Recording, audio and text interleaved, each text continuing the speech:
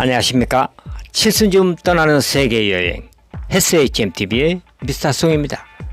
이번에는 조지아 남부 끝 대서양과 맞닿은 맥앨리스터 요새로 가봅니다. 이곳은 북군의 시어먼 장군이 아틀란타에서 11분의 식량과 말먹이 3일분만 가지고 남군의 곡창기들을 휩쓸면서 한 달 가까이 행군하여 온 바다로의 행군의 종착지입니다. 이곳에서 비로소 시어먼 장군은 대기하고 있던 북군 해군의 병참선을 만나고 군수품 등 모든 물자를 제공받아서 사바나를 점령하고 남군의 안방인 사우스캐롤라이나와 노스캐롤라이나까지 굴복시키면서 동부 쪽에 남군 리 장군을 협공하러 가게 됩니다. 저도 시어먼의 바다로의 행군 루트를 따라서 그리스 월드비를 거쳐 이곳까지 오게 되었습니다.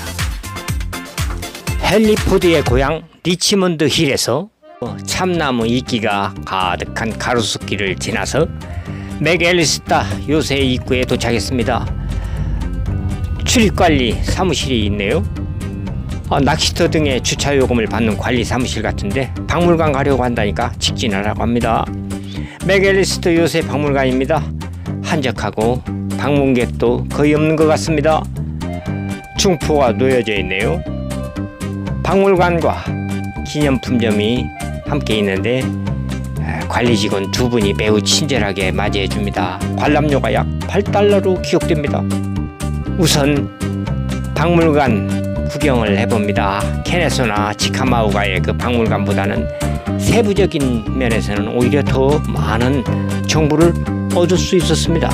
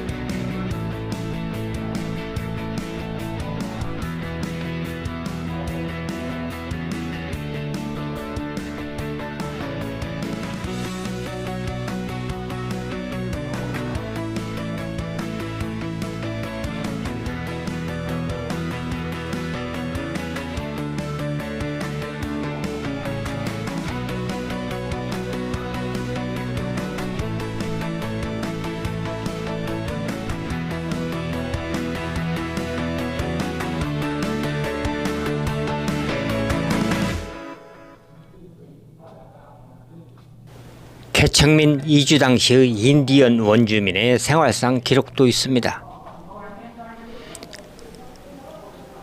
이 사무실로 들어서자 커다란 뱀 아나콘다가 생동하듯이 설치되어 있습니다. 군함도 보입니다.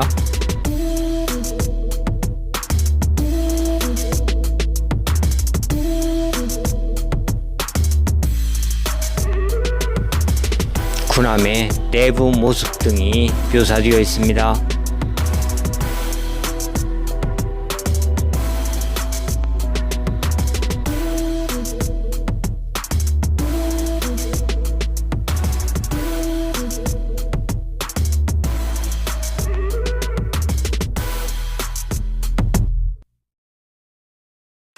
다시 아나콘다 쪽입니다. 아나콘다 계획은 아나콘다의 그 느려뜨려진 그림처럼 남부의 모든 연안을 봉쇄하고 미시시피강까지 북부의 강상 해군이 거슬러 올라가서 남부를 동서 두 덩어리로 쪼개버리는 작전입니다. 북부의 경제력과 해군력이 남부보다 월등하였기에 가능한 전략이었던 것 같습니다. 이 요새에 아나콘다가 강조되는 것은 그 작전에 직접적인 영향을 받거나 주목되는 곳이 바로 이 맥앨리스터 요새이기 때문입니다. 대서양과 오기치강을 통해서 들어온 북부의 함정들이 최소 7번의 함프 사격으로 공격하였던 맥앨리스터 요새입니다. 해상 주도권이 북부에 있었기 때문입니다. 포초를 서고 있는 마네킹 난군 병사 옆에 진짜 솜덩어리가 있네요. 저 면화가 1배1 약 220kg입니다. 저 면화를 셔먼 장군이 사바나 점령 후에 2400베일이나 링컨에게 크리스마스 선물로 보냈답니다. 홍보 영상실로 들어가 봅니다. TV와 의자, 탁자, 총기 전시대가 있네요. 아주 환상적인 창밖 풍경에 푹 빠져봅니다. 오크나무 이끼가 펄럭입니다. 저 경치 끝자락부터 맥앨리스터 요새가 시작됩니다.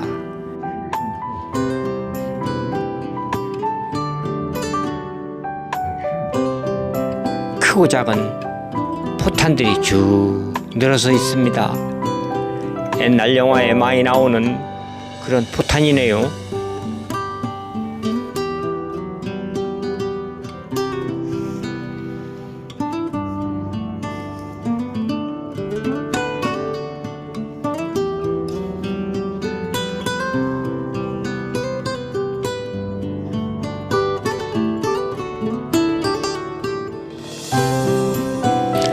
드디어 박물관을 나서 오크나무 늘어선 광장 같은 맥앨리스터 공원길로 가봅니다. 오크나무 이끼가 실타래처럼 엉켜서 굴러다닙니다. 전쟁 기록에 따르면 셔먼 장군은 공격을 명령하고서 여기서 멀지 않은 3마일, 그러니까 약 4.8km 떨어진 방앗간 옥상에 참모들과 함께 올라가서 관전을 하고 공격의 주력이었던 윌리엄 베브콕 헤이즌 장군의 3개 여단이 공격을 합니다. 오기치 강둑과 바로 이 지금 가고 있는 개활지 그리고 우측의 숲에서 동시에 공격하여서 단 15분 만에 점령하게 됩니다. 하긴 4,000명 대 230명, 그러니까 약 20대 1의 싸움이었으니 보나마나한 전투였지요. 그러나 사상자가 북군이 134명에 남군 71명이었다니까 남군의 저항도 대단한 것이었군요. 영화 영광의 깃발 글로리에서는 대규모 병력이 와그너 요새를 점령하지 못합니다. 북군이 사우스캐롤라이나 찰스턴의 섬터 요새를 점령하기 위해서 먼저 와그너 요새를 점령해야 하는데 점령에 실패하자 1863년 7월 18일 최초 흑인 구성 정규 보병연대인 흑인 부대를 투입합니다. 그곳은 요새에 도달하기 위해서는 백사장의 뢰기를 따라서 멀리 뛰어가야 합니다. 대규모 병력이 한꺼번에 몰려다니니까 남군 부대의 표적이 되어버립니다. 요새에 도달해서도 방책과 깊이 파놓은 해자 또랑이 물이 꽉 차 있으니까 건너야 하기에 쉽지가 않죠. 남군 소총수의 타깃이 되어버립니다. 북군은 버둥대다가 퇴각하게 됩니다. 백인 연대장도 전사합니다. 우측에 있는 하얀 2층 저택은 관리자 숙소나 아니면 소품 창고인 듯 합니다. 야전막사 4개가 보이는데 이곳은 말먹이 건축 창고이고 나머지는 침대가 있는 숙소입니다.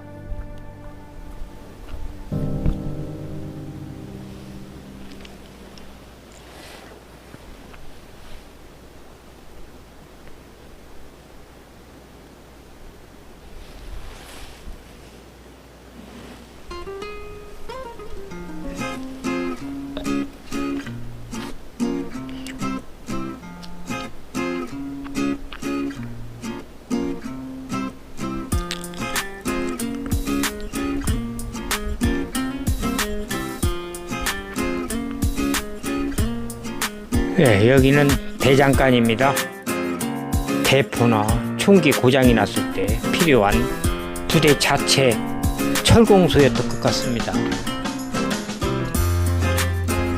안내길을 따라가다 보니까 주변 풍경이 참 아름답습니다.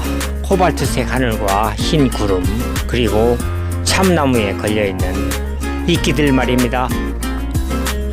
나무 다리가 나타나네요. 해자를 건너는 다리입니다. 양옆에 깊은 도랑을 파서 뾰족한 목책을 세우고 이곳에 물을 채우면 적들이 쉽게 넘어오지 못하겠네요. 옛날 원래의 목책 흑백 사진이 더 깊고 날카롭습니다.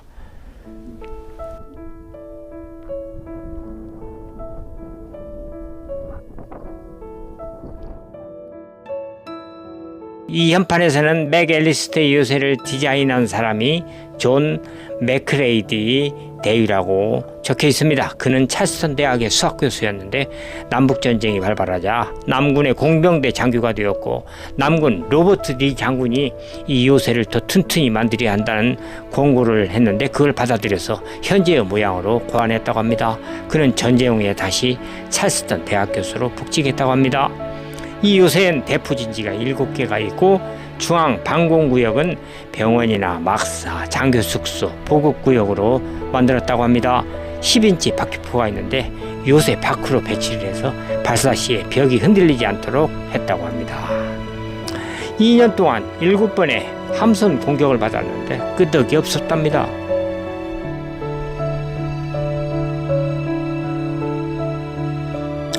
저 푸르고 넓은 강을 따라서 조금만 나가게 되면 대서양입니다.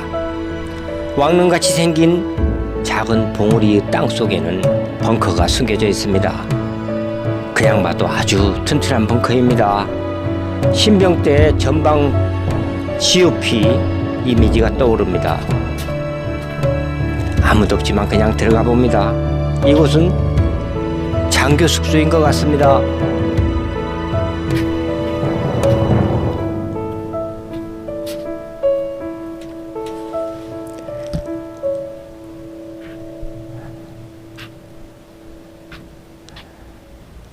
이곳은 일반 사병 내무반인 듯 합니다. 침대가 2층으로 되어 있네요.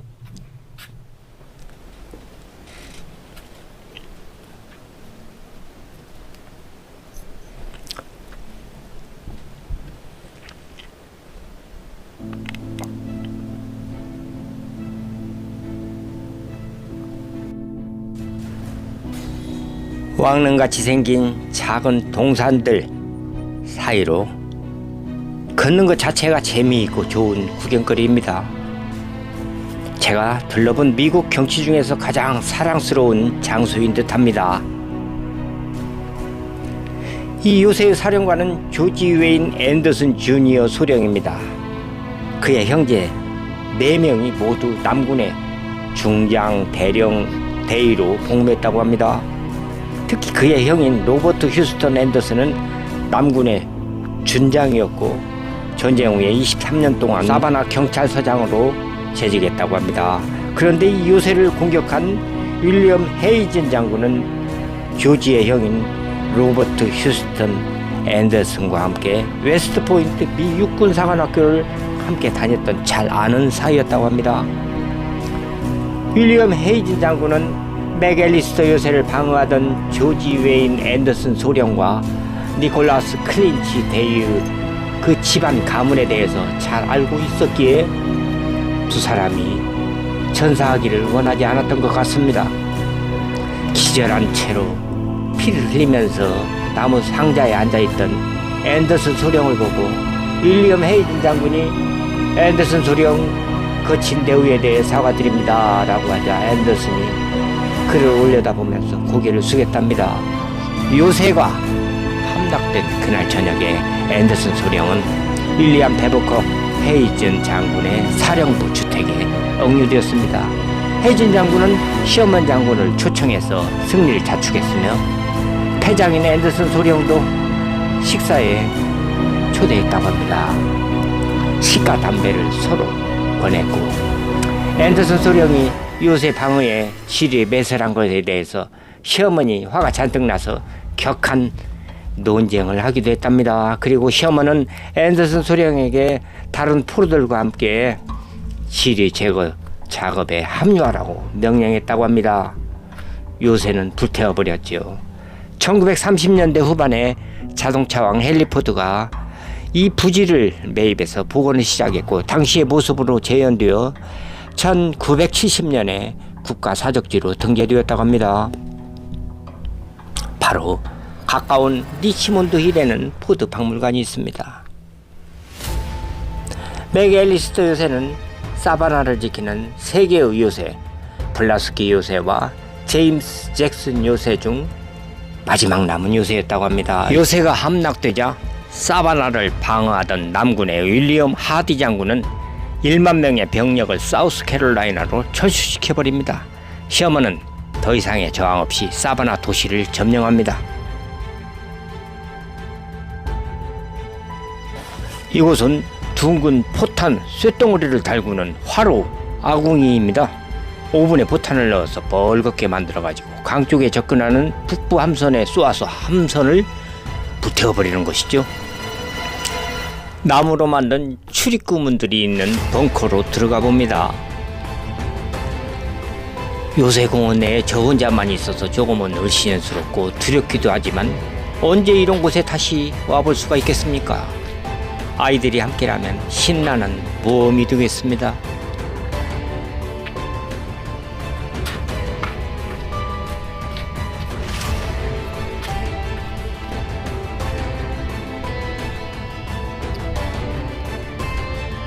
요새 도면인데 기본 지식이 없어도 알 수 있을 만큼 현재의 요새와 비슷한 도면입니다. 이 사진은 북군 철갑선인 몬터코가 1863년 2월 28일에 이 요새 바로 앞 오기치강에서 남군 소유의 내11호를 격침시켜버리는 장면입니다. 내11호는 이름이 여러 번 바뀌었는데 북군 소유에서 남군이 탈취해서 개조한 함선이었다고 합니다. 그 내11호를 인양해서 박물관 앞에 있는 야외 건물에 전시시켜 놓고 있습니다. 현장에서 직접 보는 철 구조물과 닷의 갈고리는 엄청나게 컸습니다. 쇠사슬로 만든 닷줄만 해도 애들 손목만큼이나 굵었습니다.